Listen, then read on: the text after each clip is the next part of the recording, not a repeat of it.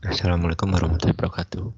Perkenalkan, nama saya Muhammad Agung Nugroho, NIM 2019-31042. Di sini saya akan mempresentasikan biografi Jenderal Gatot Subroto. Jenderal Gatot Subroto, beliau lahir di Banyumas 10 Oktober 1909. Ia dikenal sebagai salah satu pahlawan nasional Indonesia. Sejak anak-anak sudah menunjukkan watak seorang pemimpin. Dia memiliki keberanian, ketegasan, tanggung jawab, dan berpantang akan kesewenangan. Pengalaman tidak manis pernah dialaminya ketika masih bersekolah di ELS. Kasus itu sudah cukup menunjukkan bahwa sejak kecil dirinya sudah memiliki sifat pemberani dan tegas. Dikala orang tidak ada yang berani menantang anak-anak Belanda yang merasa lebih tinggi derajatnya dari kaum Polri bumi. Kata Subroto dengan tanpa getar, dikit pun maju menantang. Dikeluarkan dari sekolah ELS, dia kemudian masuk ke sekolah Holland Island School atau HIS. Dari sana dia akhirnya menyelesaikan pendidikan formalnya. Namun setamat HIS, dia memilih tidak meneruskan pendidikannya ke sekolah yang lebih tinggi, tetapi bekerja sebagai pegawai. Pilihannya menjadi pegawai tersebut ternyata juga tidak memuaskan jiwanya. Dia kemudian dikeluarkan dari pekerjaannya dan masuk sekolah militer di Magelang pada tahun 1923. Setelah menyelesaikan pendidikan militer, Gatot pun menjadi anggota KNIL, Tentara Hindia Belanda, hingga akhir penduduk Belanda di Indonesia.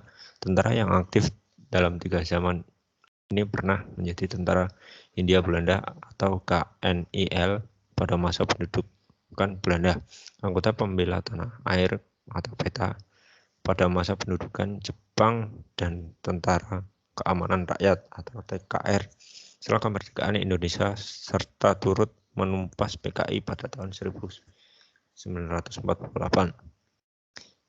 Ia juga menjadi penggagas terbentuknya Akademi Angkatan Bersenjata Republik Indonesia atau AKABRI, berpendirian tegas dan memiliki solidaritas yang tinggi, merupakan ciri khas dari Jenderal Gatot Subroto. Pria lulusan sekolah militer Magelang masa pemerintah Belanda, ia paling tidak bisa mentolerir setiap tindak kezaliman walau oleh siapapun dan kapanpun.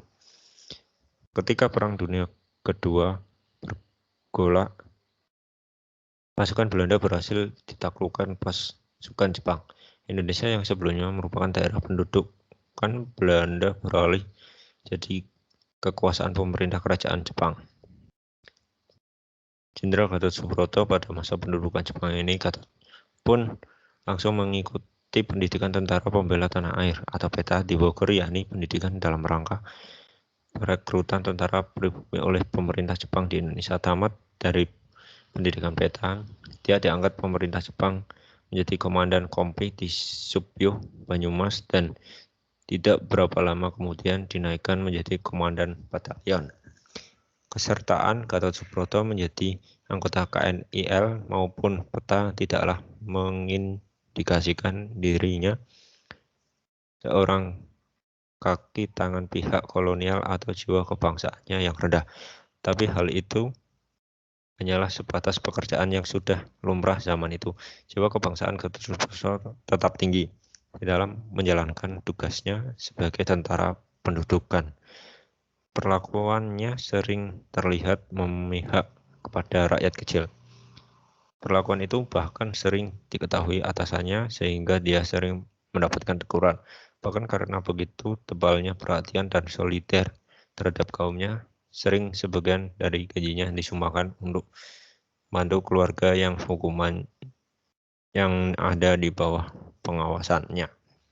Begitu juga halnya pada masa pendudukan Jepang, dia sering menantang orang Jepang yang bertindak kasar terhadap anak buahnya.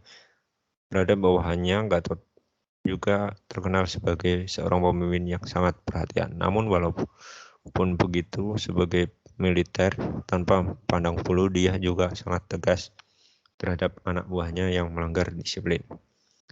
Setelah kemerdekaan Indonesia, Gatot langsung masuk Tentara Keamanan Rakyat atau TKR, tentara bentukan pemerintah Indonesia sendiri, dan merupakan tentara resmi RI yang dalam perjalanannya kemudian berganti nama menjadi Tentara Nasional Indonesia atau TNI.